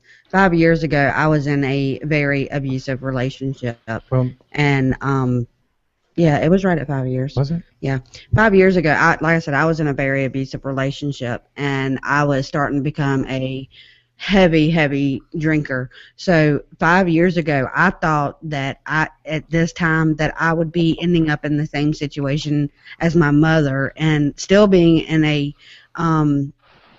abusive relationship, drinking more alcohol than what I drink now. But at the time, I was at the point to where I was saying, okay, God, what have I done to deserve all this? So Yeah. I never in a million years would have guessed that I would be at the point that I am at now. And one of the greatest things about where we are now is we have a family that is so large that expands all over the world that is now part of who we are. And I'm thankful that we're able to reach out across the entire world, and there are people all over the planet that we can reach out to, and they will help us. Why? Because we're family. Mhm. My family has grown I mean, it's crazy to think of the number of people that this podcast has reached and gone into their homes, and it is amazing to me. Absolutely amazing. Yeah, and Bill, I see you nodding your head over there, man. It's the same thing for you, isn't it? Oh yeah, I consider Bobby a brother. Oh yeah, he's my brother. That's why I said nod my head. I wouldn't necessarily admit to that. I will say this live. Look, I will say this live, and I mean it with all my heart. If it wasn't for Bill Robbins, I wouldn't be sitting here. I sent Bill Robbins a text one day and said, Bill, I can't figure this out. It's killing me. And 5 minutes later, Bill called me and sat on the phone with me for over an hour, showing me how to do a podcast. I wouldn't be here if it wasn't for Bill. So Bill is very much my brother, very much a part of my family, because it is because of him that I'm able to talk to you guys. Mhm. So there you go, Bill. The gauntlet is thrown down. What are you going to respond with? You know, it's funny. I went to ReasonCon last year. Let's plug ReasonCon real quick. Hickory, Yeah, North absolutely. Carolina. Yeah. End of April. Last weekend in April. If you haven't bought tickets, you really should be there, especially if you're into podcasts, because a lot of podcasters are going to be there. But I met a guy. He came up to me and said, "Hey, I listened to your show." And honestly, that always still shocks me when people do that. And he said, "You know, I've started this podcast of my own. I just have a headset and a laptop, but I have something to say." And I said, "That's all you need, is something to say. We need more voices. We need a chorus. We need to be deafening." And that was Bobby. Yeah. And that's how we became friends. And we well, I drank through the weekend. Bobby didn't drink. But we hung out, and you know, if you want to listen to some of the audio, Bobby's got it on his show. He's got a couple of episodes from ReasonCon where we're all sitting there, Cash and from Atheist on Air and the Scathing Atheist crew and Tracy Harris and me and Bobby, and we're just riffing. We're having a great time. Yeah. But there can't be enough podcasts. And if only 10 people listen to mine because they like my style, okay. It's not a competition. Like I said, it's a chorus. So It is. every new one that comes out, I cheer a little. Yay. Yeah, well, see, if you don't mind me breaking in 1 second, on this week's show, we have a 13-year-old girl and her mother that is starting a podcast out of Buffalo, New York. She's 13 years old, and the critical thinking in this young lady is mind-boggling to me. Mhm. At 13, I was more interested in riding my bicycle, and this girl is the most intelligent 13-year-old I think I've ever had the opportunity to sit down and talk to. And they are starting a podcast, and their podcast is Relogical Podcast. They put reason and logic together and named it Relogical Podcast. And they hadn't even done the first episode yet. But it's a 13-year-old girl, guys. That excites the hell out of me. See, You hope That, for the that didn't future. sound right. one, you might not want to go on talking does. about 13. No, that excites the hell out of me. But two, Guys, you need to let me finish the sentence. Wait a few years. but Hell out of me that a 13-year-old girl is wanting to start a podcast and is already thinking that critically. I am quote mining the shit out of that. it just goes to show. Hey, If you need to. it just goes to show. It's not that we're all getting older. It's just that they're getting too goddamn smart. Yeah. Yeah. Just, Joey, I'm while glad. Joey, while I've still got you for a second over here, because you were talking about that, because you know full well. 5 years ago, would you have possibly seen us doing this thing? And on the 12-year-old front, you know what I'm going to ask you. 5 years ago. 5 years ago, probably not. Were you calling me for bail about that point? No, actually, 5 years ago. 5 years ago today. What is today? It's today. January 18th. 5 years ago today, I would have been sitting my happy ass in some remote little sandbox about the size of this apartment, somewhere just south of the Hindu Kush Mountains over in Afghanistan. Trying not to get your ass shut up. Mortars were more my concern. Those sons of bitches kept us up day and night. And don't go there. I know what you're going to do, and don't go there, damn it. Not gonna. But as far as the 12-year-old front, Yeah, I know. Don't go no. That's not the piece I was. I mean, Okay. we had her on. You really quickly explain that. You're talking about on this show? Yes. Oh, yes. Tiny Triple What put else me did you have her on? No, Tiny Triple put me in my place on more than one occasion. But some while ago, we had my daughter. She had a Monday off from school, so I figured, what the hell, we'll have her on too. And it's late, even for 12, and little weirdly uncomfortable, kind of wanting to be, but the youth of the future has got a huge advantage with people like us. Don't you think, Joe? I do, and I think their biggest advantage, despite what all the politicians and the parents are going to say, their biggest advantage is, in fact, the internet, because they have that means of being able to say, what is this? Where can I find this out? And they can just go.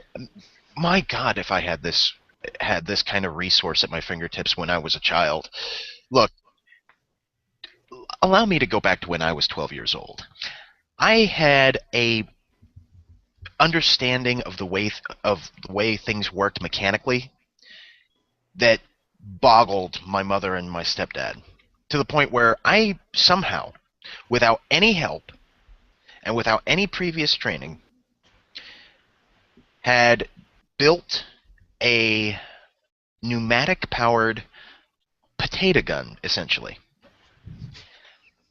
Hold on, because it's more than what it sounds like. 1, this thing was man-portable.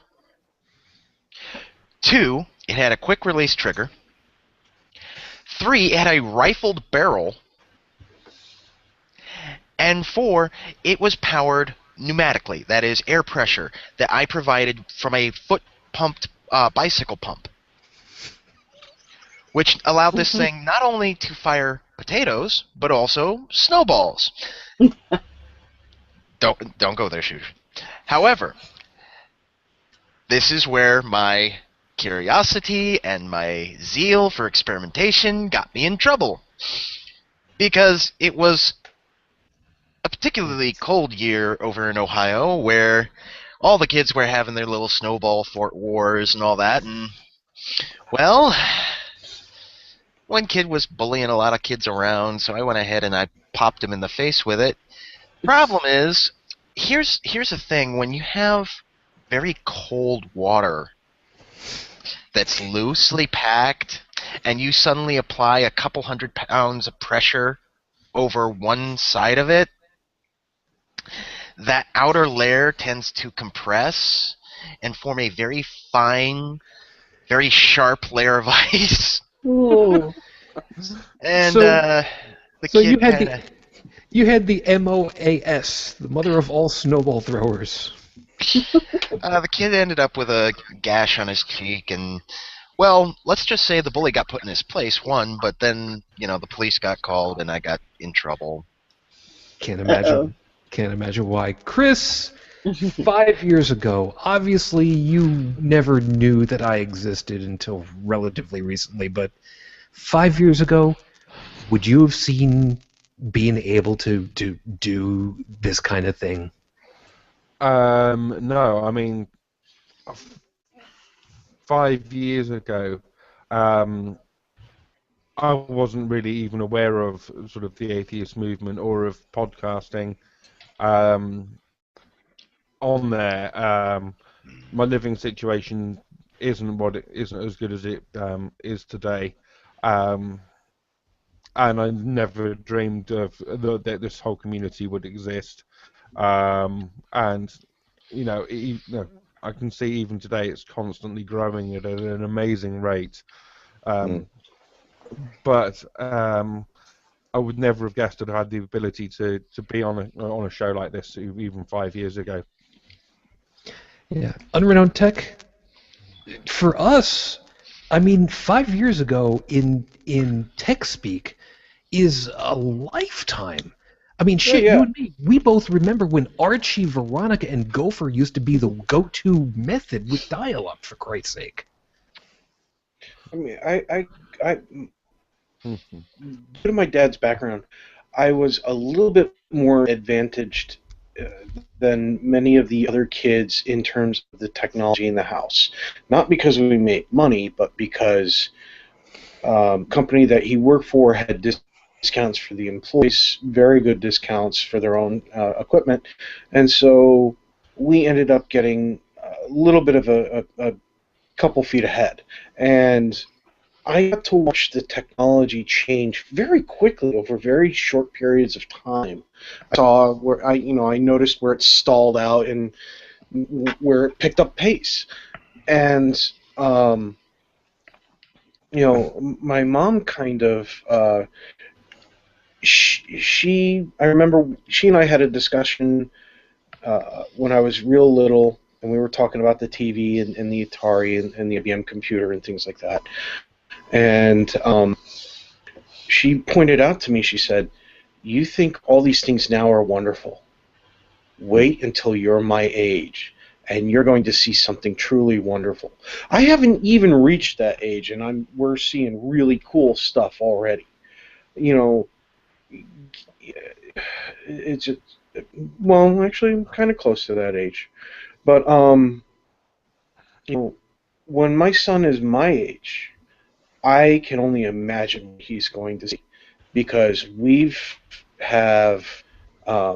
there was some little girl or some young lady, I should say, who I believe she was the age 14 and in college, she figured out that if you inject gold molecules, I want to say, into, basically little tiny pieces of gold into a cancer or tumor, and then you apply the drug to that area, the gold actually attracts that particular treatment and makes it hang around the desired area longer, thereby keeping it from spreading all throughout the body and being less efficient. A little bit of gold. I mean, really tiny, tiny, tiny amounts. 14-year-old girl thought this up. How long ago was that, Tech? About 4 years ago, maybe 5. 4 years ago. This week in New Scientist magazine, they were covering a new trial treatment for some forms of cancer, which involves injecting nanoparticles that will There you go. go to the tumor site, and then they use sort of radio waves or electromagnetic fields to heat the nanoparticles and basically microwave or nuke the tumor. Yep, that one I actually do know On there. specifically about, and I can explain that one. And look what they're doing now And that's with graphene and graphite. I mean, between the battery technology, you've got with all these different prototypes that are coming out of colleges like MIT and companies and kids who are just working with the technology. We're going to have micro-sized batteries the size of, maybe a button on a shirt that's going to last a week, and charge in seconds. We have technology where your wearable clothes is generating electricity now, flexible solar panels. We have actual glass that lets the visible spectrum of light flow through it directly into the building, but on either side of that spectrum, the infrared and the ultraviolet, the stuff that the human eye can't see is redirected to the sides of the glass panes where the cells absorb them and convert them to electricity. We are talking about buildings that can be powered by the spectrum that we can't see and still have the nice visible light to work with in our office buildings by daytime. Amazing. Not to mention all the spectrum that still permeate through clouds, even on a cloudy day, still generating more electricity. So what my son is going to end up having, I mean, look at Google, Project Aura. They're 1 year away from releasing a modular phone where if the camera goes, you slide off the module and you put the new camera module on. Oh, you broke your screen, you slide the screen off, you put the new screen on.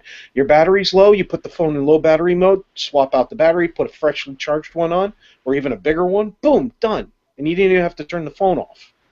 I mean, what he is going to have available to him is going, in the next 15 to 20 years, it's going to blow my mind. And it's going to be like with my dad all over when I was a kid, and my dad going, I didn't have this when I was growing up. And I'm going to be looking at my son going, I didn't have this when you were growing up. But I'm also going to have the other statement that goes along with that goes, but I got to see how it came about. And it was amazing. Absolutely. Joseph. Yeah, for me, I'm sorry, Chris. Finish off. So for me, very quickly on this, the things that we can achieve with technology and know-how today make virtually all the miracles and things that you see in holy books from back in the day. Maybe the healing of one paralyzed person or restoring the sight to the blind. Doctors around the world are doing this every day. What we can achieve now makes most of these miracles and wonderful events in holy books seem like cheap parlor tricks today. And we can do so much more than they could have ever imagined. Joseph, 5 years. I mean, at this point, you would have already been there in Paris, but 5 years ago, did you think that you'd be talking to people like this now? Oh, sure. Well, I was looking forward to it. Sorry? Don't forget, we have the Minitel here. You know what that is? Actually, no. The Minitel? No, please educate us. It's one of the, do a Google for it. Wikipedia has a great article, but it was, when I got here to France, it was like 1989, and they had the Minitel, which was like, do you remember the PET computers? Oh, yeah. Yeah. And it was like a mini one of those, and you could communicate through the telephone, and it was just like a telephone with a computer screen. Kind of like, do you remember the BBS systems? Oh, we have Yes. a store down here in the States called Best Buy, and ugh. Anyway, back in 1998 or 1999, they carried a phone with a small screen, and if you and the other person Yeah. had the same exact phone, you could do very, very low resolution video call. I remember But that. you both had to have the same phone. Is it like that? No, it wasn't like that at all. It's just a black and white screen with text just a text. Damn, I'll send you a link in a second. Sure. But but France, everybody loves to laugh at France, but they've actually been way ahead for communications technology since the 1970s, or even earlier, maybe. Well, you guys have got my antenna. It's called the tower something, right? Yeah, everything goes through the Eiffel Tower. This is going through the Eiffel Tower. Somebody's got to. And Heretic Single Woman, point of failure, anybody? don't. I'll touch that in a second. Don't Heretic give any Woman, ideas to the terrorists. I mean, I mean, your stuff is also very, very relatively new. So I mean, Yes. 5 years ago, no clue. I'm assuming. Oh, hell no. I mean, we just launched my second show today, and I didn't even, like 4 months ago, I wouldn't have even thought that I would be doing this. I only discovered podcasts existed about a year and a half ago, and that's because I have a BlackBerry and everybody can laugh now. But, I didn't even know what this podcast stuff was. My foray into being vocal was a Yahoo group in 2006, and it was a closed group, and I just thought, well, that's where I get to go to yell at crazy fundies, but this is so much more than that, and that's exciting to be able to, get your voice out there and talk to different people, and like I said, we only launched my second show today, and I already got a private message from somebody who said, I am so glad that you spoke out and said something, and you've touched me. And you know what? There's that one person. That's it. Then I've achieved goal number 1 right there. And that's what it's about. Congratulations on that too. Thank you. I forgot to mention I've only been doing this since I'm only in not podcast world, but I guess the atheist community since 2 months now. So Yes, Joseph's a newbie too. I'm a noob. I just joined Twitter in July. Like I actually resisted the whole Twitter thing because I initially thought it was kind of silly and whatever, and I'm kind of nonconformist that way, but I finally sort of took the plunge, and then here I am. 2 shows of my own and co-host on 2 more. You're a starting to sound a little like Dennis Day. I'm a little busy, yeah. And the reference I'm making was that Dennis Day was the tenor on Jack Benny's show. Might have heard I mentioned about him earlier. Yes. And every once in a while, the joke would come up about how poor Dennis Day kept asking for a raise, and then finally he stopped. And Dennis, how come you didn't ask for a raise this year? Well, I've got 3 shows. I don't need it. Okay. Yeah. Do you need some money, Mr. Benny? I mean, you've only got 1. Really?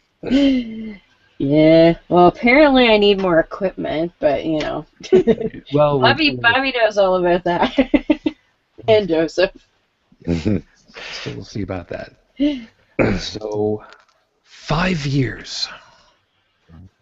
5 years. Why 5 years? Why this number? Because, believe it or not, there actually is a really good reason for it. 5 years in tech terms these days is a lifetime.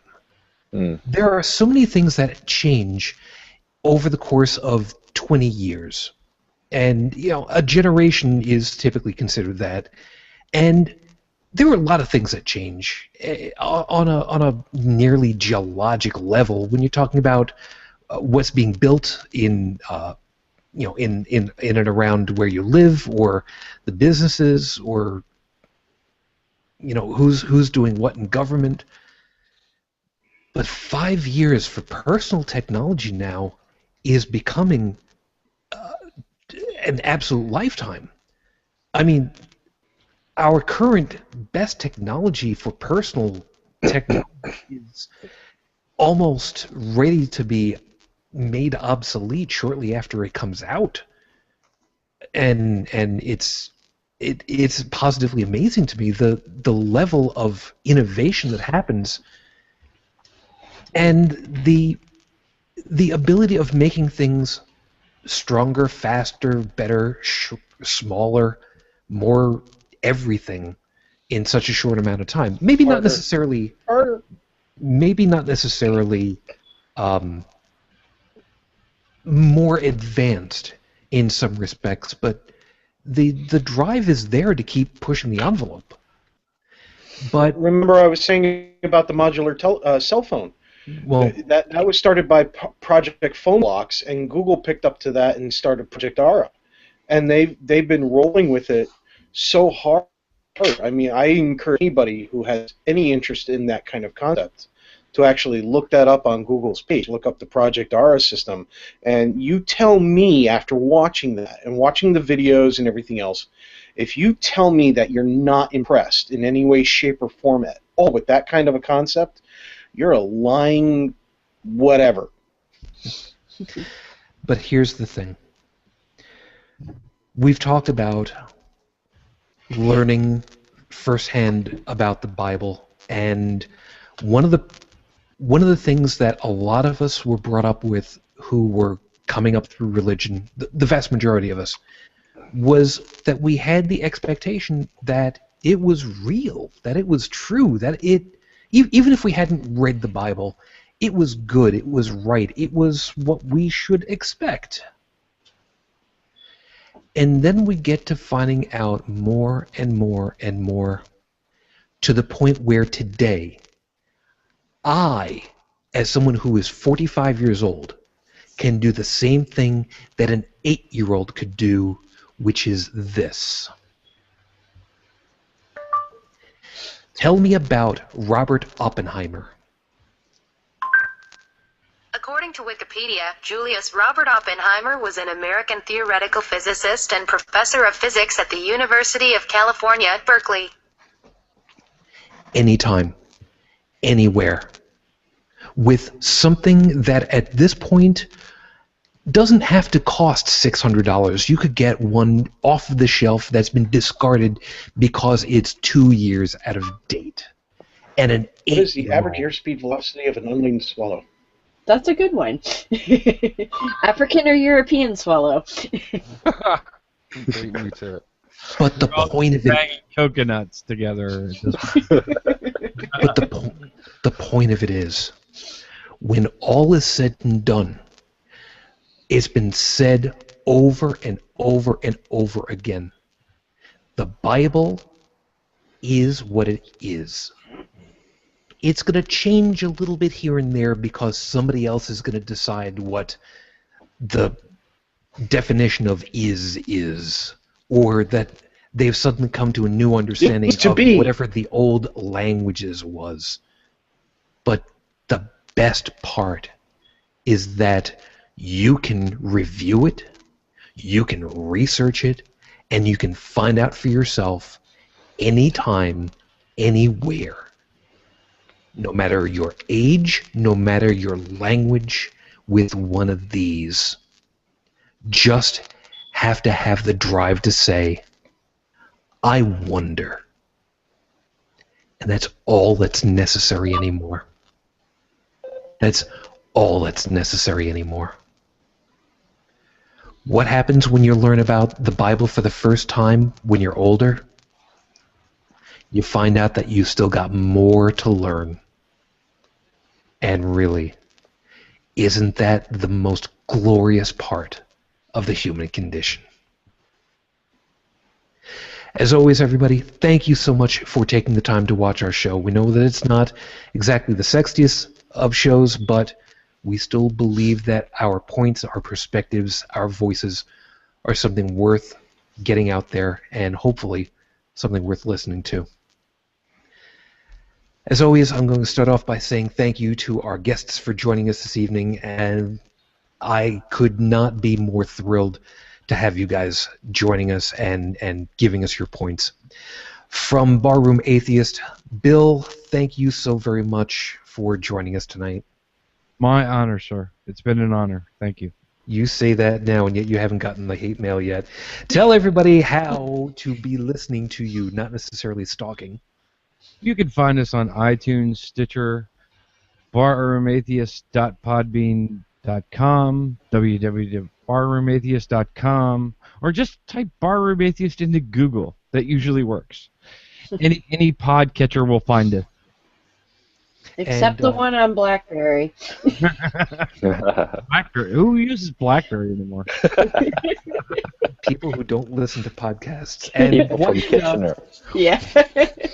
And what visible public appearances are you guys going to be making? ReasonCon is one of them? Well, let me give them to you chronologically. In 2015, we've got lined up. We're going to the American Atheist Convention in Memphis, Tennessee. Cool. Susie and I will be there. Check the bar. If you find us, please buy us a beer because, we need to stretch our drinking money a little further. So we'll be there. We'll also be at ReasonCon in Hickory, North Carolina at the last weekend in April. We will also be at PastaCon, Pennsylvania Atheist Humanist Conference in Harrisburg the weekend of the 13th of September. And as a bonus, Friday night, the first ever live in front of an audience podcast of Barroom Atheist will take place. We're going to be on the stage, so we're really excited about that. Very cool, and thank you. And again, please, please, please pass along my well wishes to Susie on behalf of all of us. And like I said off the air, I am just thrilled that you guys even considered. I'm truly, I don't feel bad that she couldn't be here. I'm just glad that we were even considered worth. Oh, my friend, all you guys are great, and I don't know if you know, but we have a guest bartender program. If anybody wants to do the show with us sometime, send me an email. It's bill.robbins819@gmail.com. Send me an email, and we'll schedule you in, and you can come on and do the whole show with us. Drink on your end. I mean, if you want to drive here, I'm buying beer, but other than that, bring your own. And we'll do the whole show, really. More voices. That's what we're about. Absolutely. And Bobby and Ms. Ashley from No Religion Required, thank you guys so very much. I really, truly am grateful for you guys and your time, really. Well, thank you very much for having us, man. It truly was our pleasure. Say something, Miss Ashley. You were just I thought you were saying hi. hi. I thought you were. I didn't know you were done. I apologize. Thank you for having us on. It truly was an honor for me as well to be here. So I greatly appreciate it very much for asking. No, like I said, going into this thing, I knew full well that this time slot was going to be a real tough one to get, folks. So getting the people who I've been lucky enough to so far, I am very much proud that people would consider that we're worth, but also for staying up, and especially with a blood alcohol of 2.1 at this point. So thank you so very much. Well, we have had a great time, buddy, and it truly was nice to sit here and talk with you and get a chance to communicate with the whole panel here. I've sat back and watched your show, watched it on YouTube, on archive videos, and it truly was an honor to be a part of it this time. So thank you. No worries at all. Joseph, I'm sorry. Where does everybody find you for No Religion Required? Well, we're on this really cool new website called Google.com, You can also find us on iTunes, Stitcher, Spreaker, NoReligionRequired.com, and you can find us on dumbassmedia.info as well.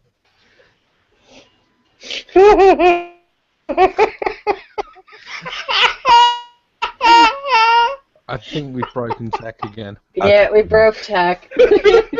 It could be. Now, you have you know full well. You know full well, Did Bobby. you really? Did you really get dumbass.info? Really? Dumbassmedia.info. Yep. No, he's Priceless. part of the network. He's part of the Dumbass Media Network. Yep. No, there's an actual. Oh, it's a network. Oh God. Yeah, no, there's a, How many assholes are in here? required. Yo! there's an actual I network. knew it. I'm surrounded by assholes. So, It's like they got an episode of Spaceballs. so if somebody had a show, and was interested in perhaps joining up with the Dumbass Media Empire, how would one contact them? by email. I'm still on the show. Yeah, just Yeah. just join. You send out an email to them saying you want to join their network, and the thing is they have some pretty cool podcasts on their network. See Web Sunday School. It's wonderful to see the podcasters that have come together on that network. So it's pretty cool. Funny-ish, but cool. Yeah, are you guys going to be doing any public shows, appearances, anytime in the near, far future? Well, we're not doing nowhere near as many as the Barroom Atheist. But we are going to be at ReasonCon. Coming to say, guys, if you want tickets, go to reasonnc.com, get your tickets. And we're going to be in ReasonCon with Bill and all the other great podcasters that are going. We're going to attempt to make PastaCon, but that's also 2 weeks before our child gets married in Harrisburg. So I don't know if we can make the trip to TWIP. Twice. Okay, she's done. PastaCon is going to be... Have another drink, Miss Ashley. PastaCon is going to be 2 weeks after my son gets married, so I'm not sure if we can make that trip to Harrisburg twice in a month, but we would like to go. Also, we're going to be making a trip to Lake Charles, Louisiana to speak at the Community Mission Chapel with Jerry DeWitt. That's going to be coming up soon as well. Very cool. Very cool. So going down for everybody else, somebody's mic is getting feedback. I'm not quite sure who it was. But we will see in a second. Chris, thank you very much for your time. And good morning, of course. Oh yeah, good morning, Eugene.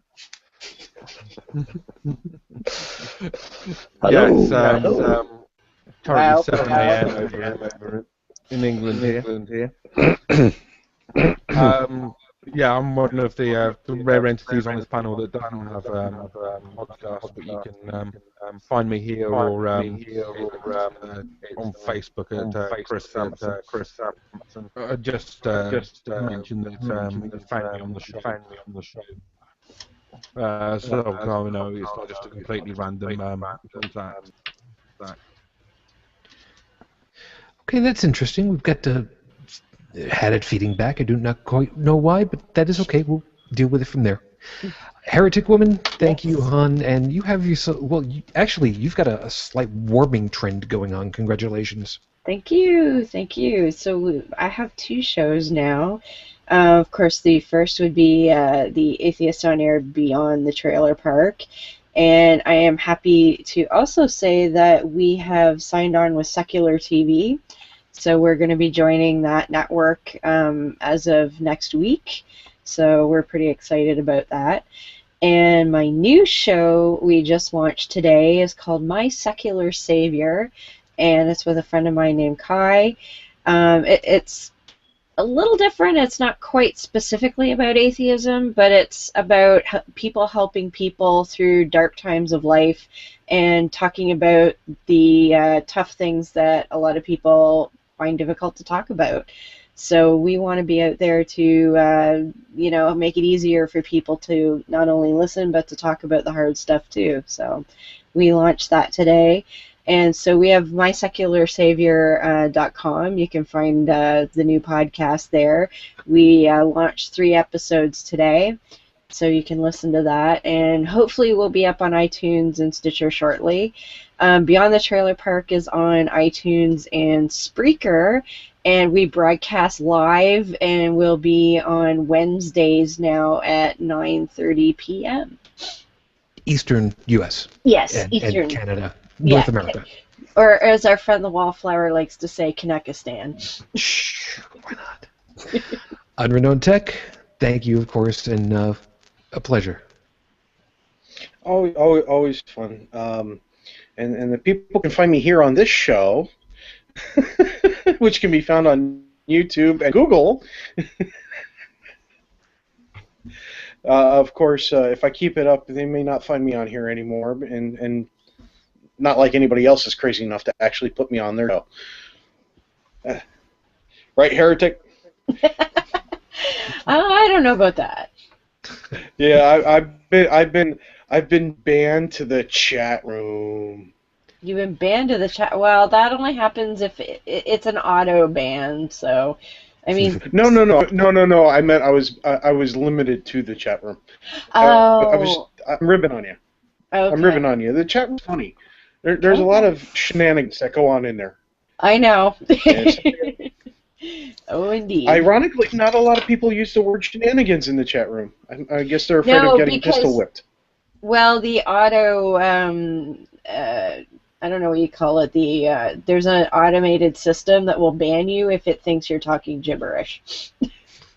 That makes perfect sense. Makes perfect sense. Yeah, that explains a lot. Yep. Joseph, good morning, and of course, thank you for your time. As always, and you know what? I wanted to wait till the very end to break you. Just remember, with all this Bible talk, that if the Quran is true, then the Bible is true. And because the Bible is true, the Quran is false. No. Thank you, Saitin Brudenkate. Yeah. I didn't want to do it earlier because I knew he would completely derail, and I didn't want to do that to him in the middle of the show. Hey. I want to. 1 second. Somebody wants to say hi. Hi guys. Hey, Susie. All the noise down here woke me up. It was like I yelled out of my room. I said, "Who's down there making all that noise?" We are. Hey, Susan. Hey, hon. First off, of course, thank you for even considering. Bill will tell you a little bit later that I'm very grateful that you even considered. But I'm sorry that we seriously and honestly. Bill's muted. She can't talk. Oh yeah, I'm here. There we go. Bill's unmuted.